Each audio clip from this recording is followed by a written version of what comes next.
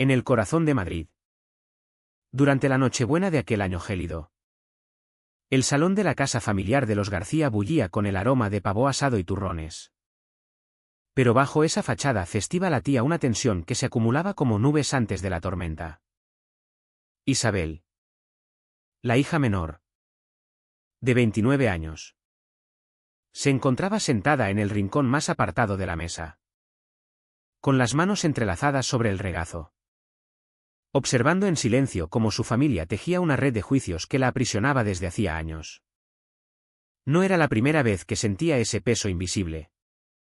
Esa traición sutil disfrazada de preocupación familiar. Desde niña. Sus logros académicos habían sido eclipsados por los de su hermano mayor. Javier. El orgullo de la casa. El banquero exitoso que escalaba peldaños en el Banco de España con la precisión de un reloj suizo.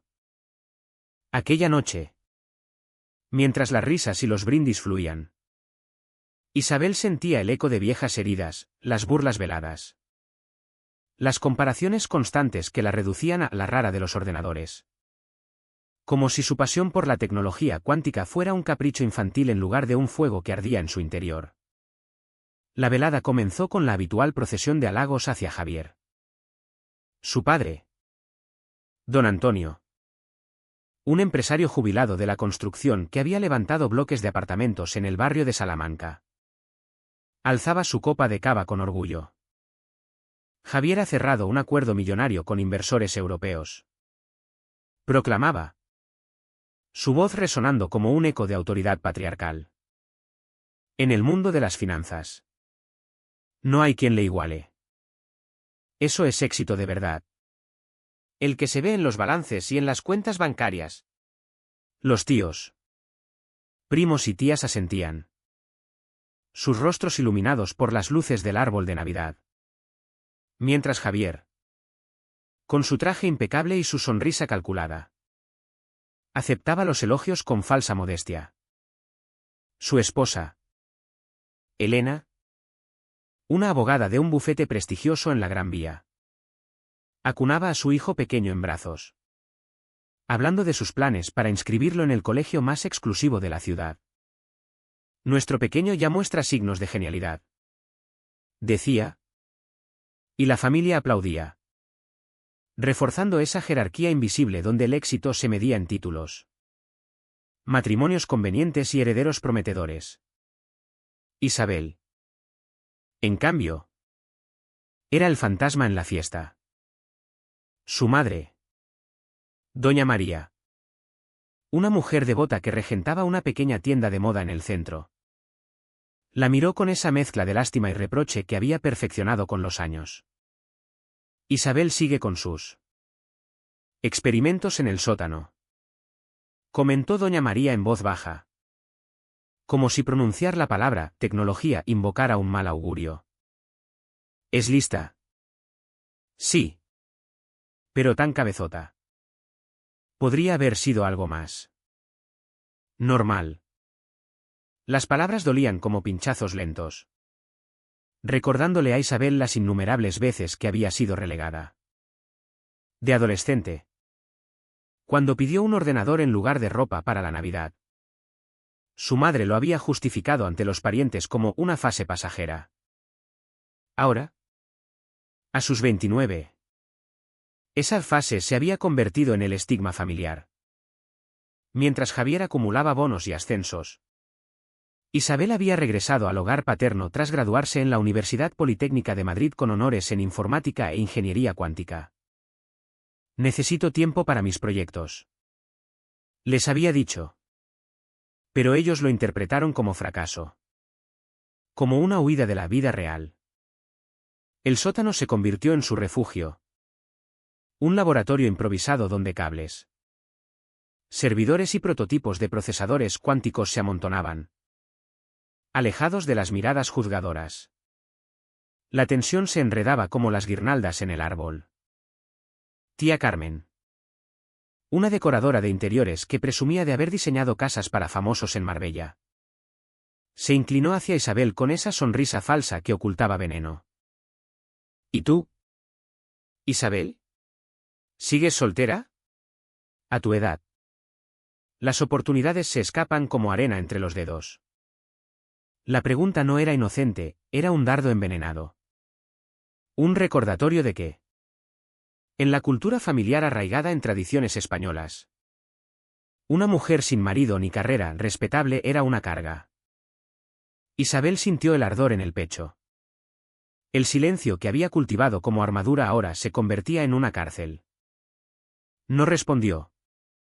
Solo bajó la vista, dejando que el dolor se acumulara. Javier. Desde su asiento central. Río con condescendencia. Isabel siempre ha preferido las máquinas a las personas. Es su forma de ser. Pero no todos podemos ser tiburones en el mundo de los negocios. Sus palabras, dichas con el tono de un hermano mayor preocupado, eran una traición profunda. Él, que había prometido apoyarla en la infancia, ahora la usaba para elevar su propio pedestal. Cada comentario empujaba el conflicto más profundo. El primo Luis, un abogado en un despacho de Barcelona, intervino con crudeza tras unos vasos de vino. Vamos, Isabel. Es hora de que lo admitas.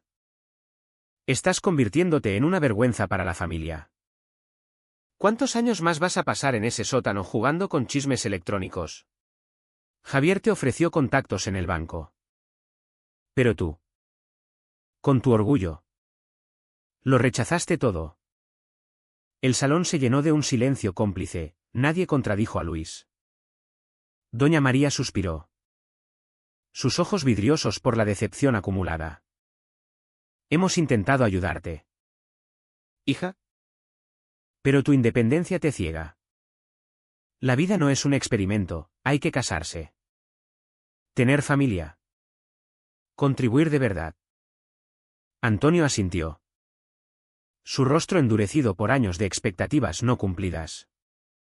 Isabel sintió la puñalada, la traición no era solo verbal. Era el abandono emocional. La forma en que la familia la había reducido a un fracaso para no cuestionar sus propios valores rígidos. El dolor.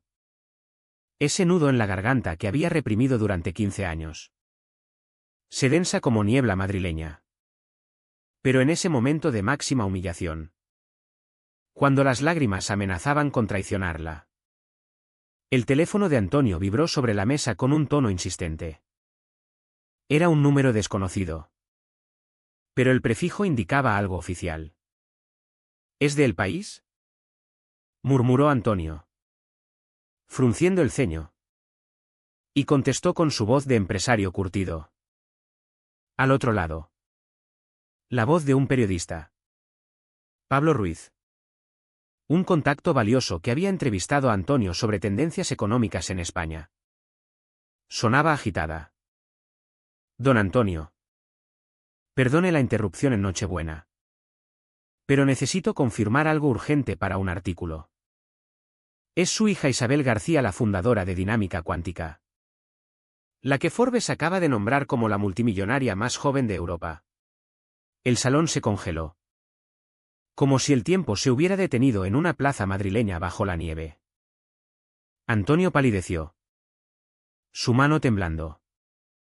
¿Qué? ¿Isabel? ¿Multimillonaria? Pablo continuó. Ajeno al caos que desataba, sí. Señor. Con 29 años. Un patrimonio neto de 3.800 millones de euros. Su empresa revolucionó la computación cuántica para modelado financiero y procesamiento de datos. La salida a bolsa el mes pasado rompió récords en la Bolsa de Madrid. Según el perfil de Forbes, lo construyó todo desde un laboratorio casero. ¿Puede ponerme en contacto con ella para una exclusiva? El silencio era ensordecedor. Javier miró a Isabel con la boca entreabierta, su arrogancia evaporándose como humo.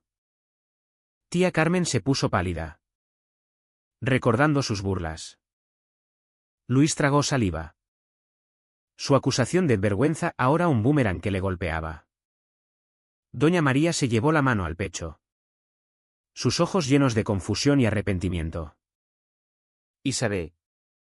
«Es verdad», susurró.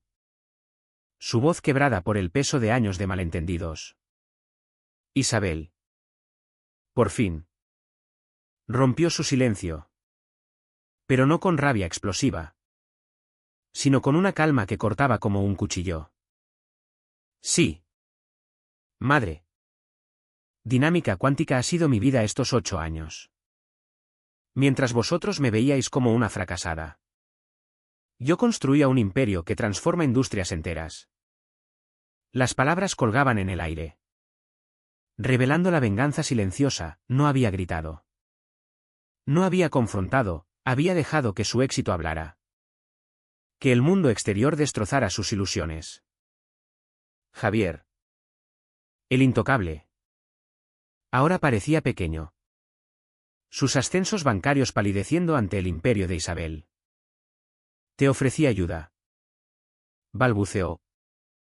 Pero su voz se ahogó en la humillación. El precio de su traición era evidente, la familia. Unida por prejuicios. Ahora se desmoronaba en dudas y remordimientos. Los teléfonos comenzaron a sonar por toda la sala, notificaciones de redes sociales. Alertas de noticias. El país. El mundo. Todos confirmaban la bomba. Isabel se levantó.